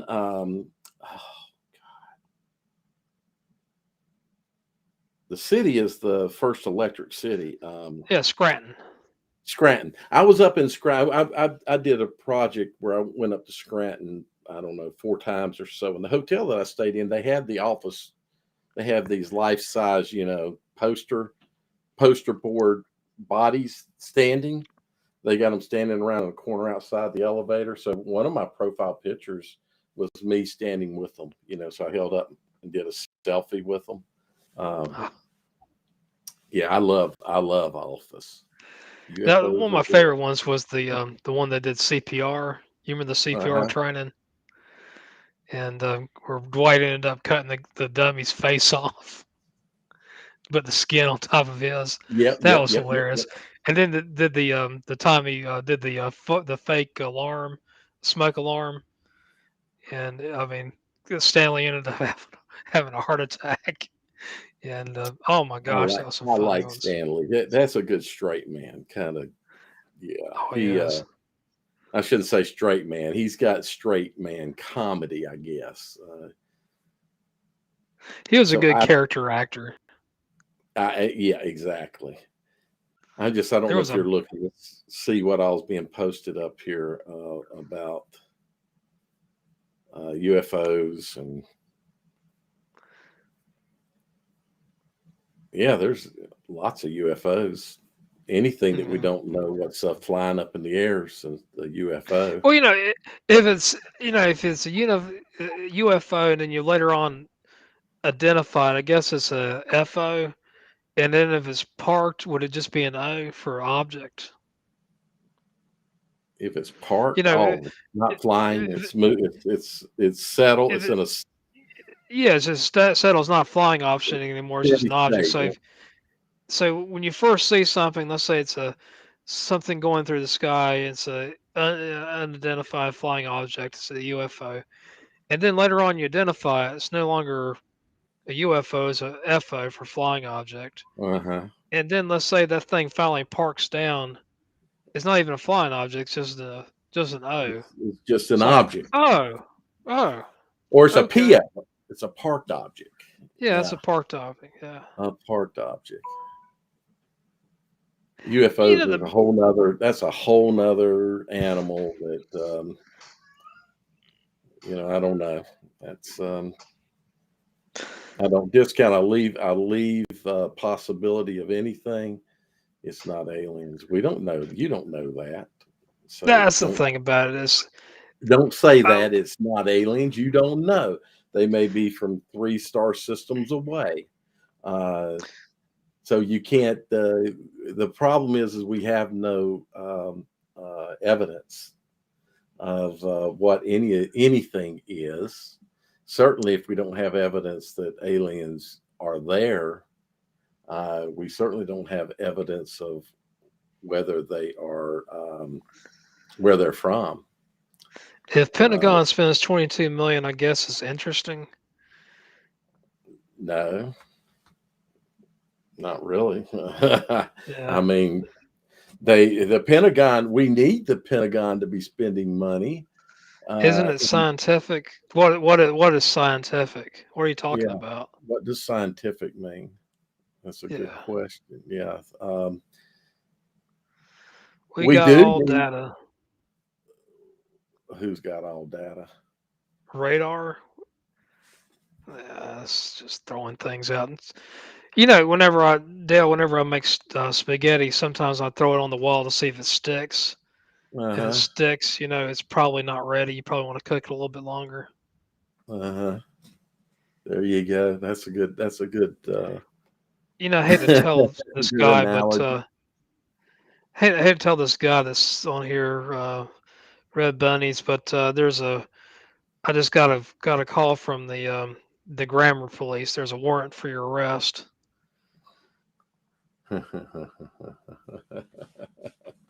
There's too much data.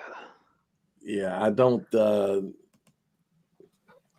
I mean, Pentagon studies things, and I want them to, because if we were to be attacked from something foreign or alien to us, we should hopefully know. But I'm worried Well, more about asteroids than I am this stuff. To be quite yeah, truthful. to be honest with you, the whole thing about life farms, I don't know of a kid that didn't think about that at one time in their life. Uh, and I'm 50 years old, Dale, and you're a few years older than I am. I don't care at this point.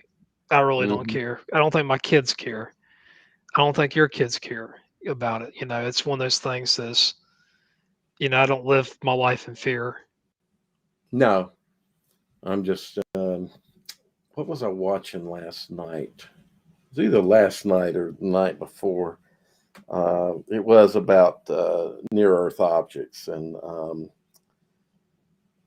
how many near Earth, the size of near Earth objects, and how many near Earth objects we have not identified because we can't see the entire sky. And the problem with sometimes when we see near Earth objects is before you can determine a path, you have to have some history of its movement. So, Are you even a scientist when you won't even look at the data? You are a shadow of true science. I don't. Okay, dude. This is a high school football show, and you're the one that brought up all this stuff. Are you a scientist? I don't know who this person is talking about. Ridiculong, a subject you don't know. So I Dale, guess in it, do you have ridiculing. Rosetta? Do you have Rosetta Stone at this point? I can't. Uh, I'm not exactly sure what language we're talking in. yeah, Oh, a little bit of English anyway. ridiculing a subject you don't know. I ridicule nothing that I don't know something about. I've received And 100 messages today with Restream chat. All right. oh, About the you theory of gotta relativity. notice how many messages we've received. Then, Yeah, I just got that. So I've received yeah. 100 messages.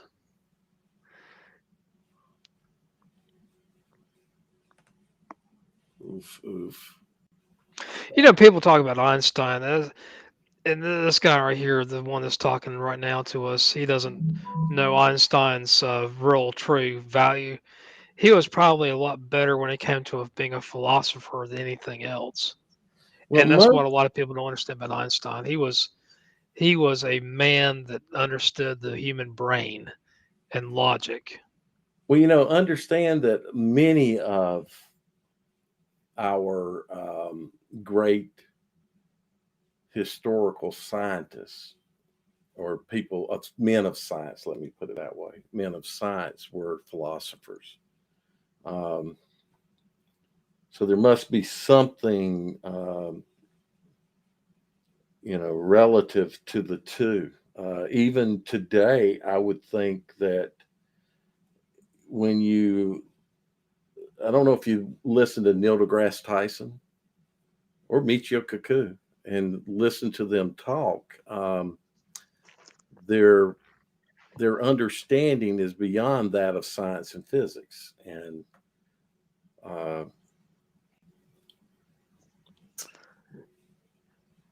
Okay, I just want to point out to you, guy, Red Bunnies. If you're going to type things out here, make sure you use the proper grammar and the proper spelling. is made, Made, not Madw. And let's see, think differently misspelled, and opposed the. I have no idea what you're talking about. By Well, those are religions. I have no idea what you mean. I mean, you're talking in. I'll read something into it. Um, Religions, I'm Finnish.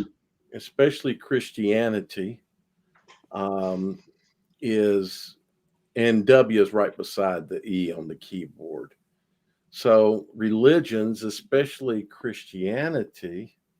I know Finland. My Yeah, you're talking about part of Scandinavia. well, Got so Norway, Sweden. my my ancestry, part of my ancestry goes back to Finland. Well, Um, if we are, you're from Europe, usually you got some type of connection to Scandinavia. yeah, but You know, the Finland, it depends on what part of Europe. See, if you're um, in Western European or well, English, they're all kind of I don't know. incestuous. I bet there's no Finnish in my wife's blood. I'll check and see, but she probably doesn't have any DNA, Finnish DNA. I do because my heritage goes back to the northern UK, Scotland, who were invaded by the Vikings, and my family name, the Ross, are actually descended down from Viking. And my DNA actually goes back in. I have a measurable percentage of Finnish DNA, so I Well, you know know, I with know Finland. Finland, if it wasn't for the United States, the Finnish should be talking Russian right now. I mean, I hope they know that too. Uh, The I funniest mean, thing about the funniest thing about Finland is if you've watched Monty Python and the Holy Grail and the every American credit, is not a European. That is not true. every You see American that is right there? It says every American is a European. That is just simply not true. so the early Americans, yes. Um, the early what we call Americans. So really, that just depends on where you start drawing the line of Americans. So my ancestors were immigrants. They fled. Uh, I think my Ross ancestor fled England. May have been sent here, but the people that came here from Europe, yeah, but then there were already people here. Yeah. And It, then we have since had people come from South America, from China, from, out west, the Chinese. We brought them well, in we for the also have what's railroad. called the slave trade, which what this guy right here is just totally ignoring about it. Yeah. Well, You know, these are the black people that you probably not very familiar with that were enslaved. Uh, I think his analogy there is going back to the early immigration. yeah, but I mean, he said Or that in here says all Americans or yeah, no, every I American forgot. is European. That's just not true. I mean, it was a blanket statement, but I understand probably where it's originating. Uh, Oh, sorry. Are you Native American? there are Native Americans here. Yeah, I'm Yeah. not one, but they do exist. They were here. There were Americans. There were indigenous people. Let's say there were people native to the area here before Europeans arrived. Actually, before Europeans, Scandinavians may have arrived here before Europeans. Um, so there is strong evidence that the Vikings uh, came into not only Canada but into some of the reaches of what we call the United States.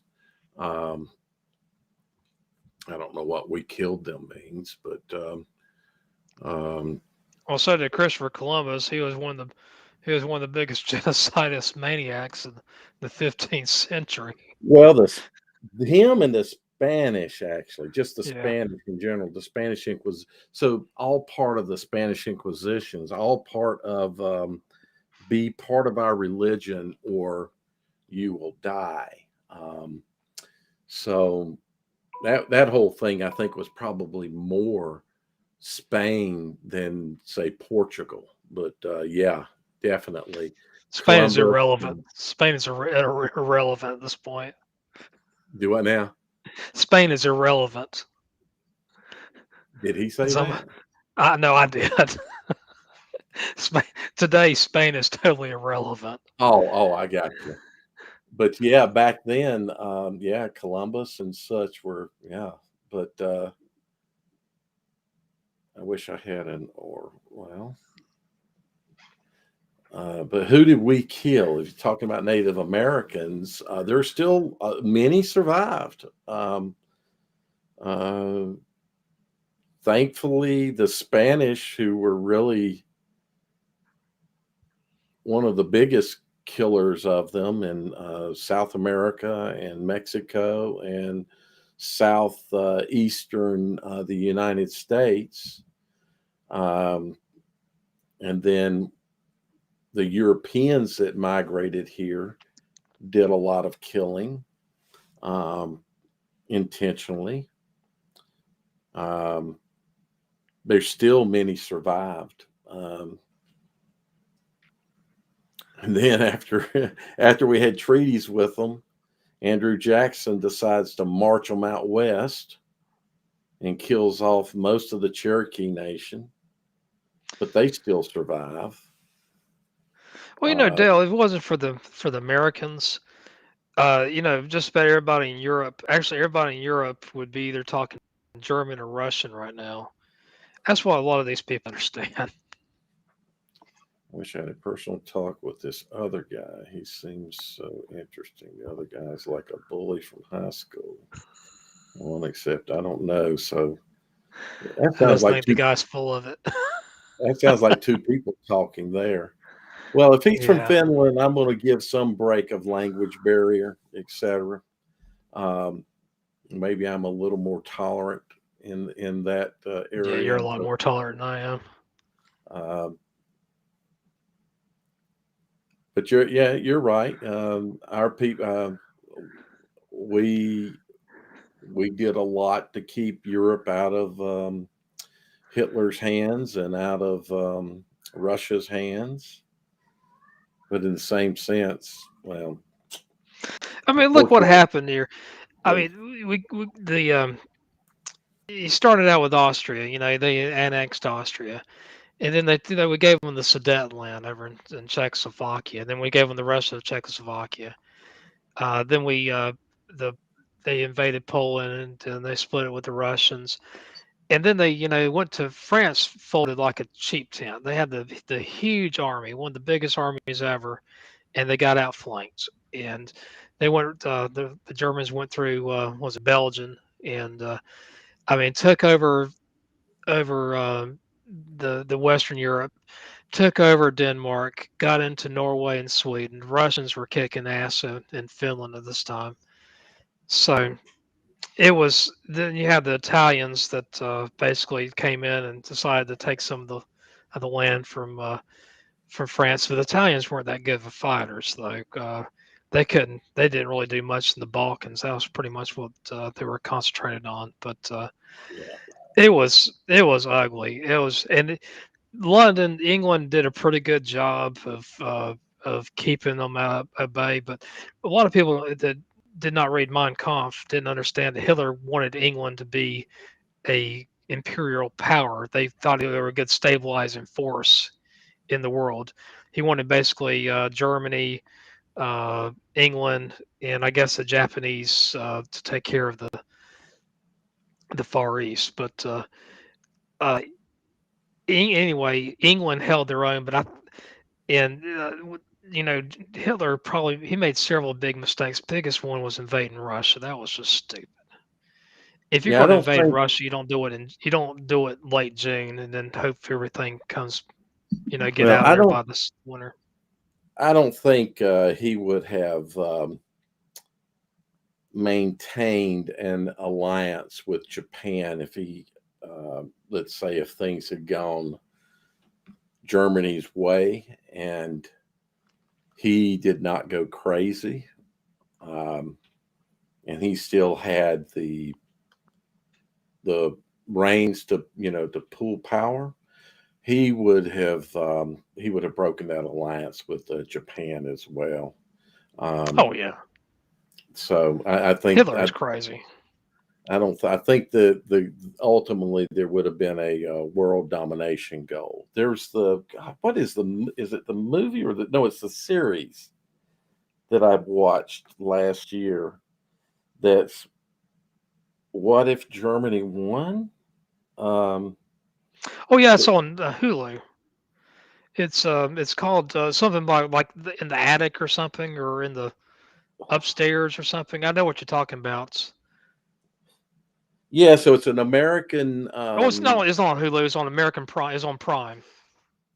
Yeah, Amazon Prime. it's on Prime. So the guy, so one of the lead guys in it was an American soldier who is now an officer in the German army, and he rises to power to become the Führer. Um, and Führer might be the name of the Um, what is the best ally you can have? Um, I don't know really the context of the question. Obviously, the best ally you can have is someone who has your back. Um, I think and we have some good allies. Great Britain's one of our best allies. Probably Japan is. Oh yeah, Japan's a good yeah, one. yeah. That's a. Germany's Germany's a pretty decent ally these days, believe it or not. So what I was going to look and see what the. I think it's Mein Führer. Mein. If you've not seen it, you need to see it. Yeah, I'm gonna probably watch it during the holidays. What is the name? Did you find it? I No, think I it's haven't. on Prime. It's either Prime or Netflix is where It's it's definitely on Prime. I know that because I had someone tell me that recently. Um, movie Amazon Prime. I watched it about a year ago, and it's a fantastic series. I'm doing a search right now to see if it comes up. Um, Germany. Um, Hitler. Got a cat. yeah, I have a cat that's in the heat. Oh gosh. It's just awful, and it's driving the boy cats. I have I have all the cats in my house are fixed except for this one female, and she's crazy. I mean, she's just absolutely a crazy cat. It wasn't the Meow, meow. it wasn't the Hitler Chronicles, was it? Of archive. So I don't want to give the movie away, but it's about where people find it's an alternative reality thing that um, there are people that can move between two realities, and I'll just leave it at that. It's a fantastically interesting look at how what would have happened to the United States if we had lost the war. I think it's a fairly accurate description of how the U.S. would have been split up between the Japanese and the Germans, and um, it's an entry you'll enjoy it. I thought it was a great show. Yeah. Well, Dell, I think I need to call it evening. Sure, you need to watch. You need to read the Art of War. That's what he was There you talking go. about. If you've have you read it before? I have not. No. It's pretty. It's actually um, it's a good thing for a football coach to read and understand. But that's what he was talking about. There is the Art of War. Uh, all right, I'm with you. Um, All right. was an interesting state Yeah, so this championship. Um, now we got talked like that for about an hour and talked about alien life forms for an extra hour 15. exactly, exactly. But uh, I guess Jim, if anybody, I don't know, we got two watchers. One of them might be a football person. Um, maybe after Christmas we can talk about your realignment proposal, um, and maybe we'll have some things to talk about concerning the NCHSAA and Yeah. what's going to happen with them. Oh, I talked to I'll share that with you. I talked to Q Tucker. Saw her on Friday nights and I don't know if you saw that picture on Facebook or I not, did. but Yeah. uh, and we had a good laugh about what all transpired. I gave her my idea, what I thought it would happen, and she said I was as close to being accurate as anybody else has heard that she's heard, something to that effect. Basically, it just came down to a bully that didn't get his way and caused a big stink, and Yeah. uh, you know, a lot of people just for whatever reason they don't like being told no, and even though if they were told anything else but no, they would open up the person's up for for litigation. And the thing about it comes down to is a lot of these people are just not self-aware.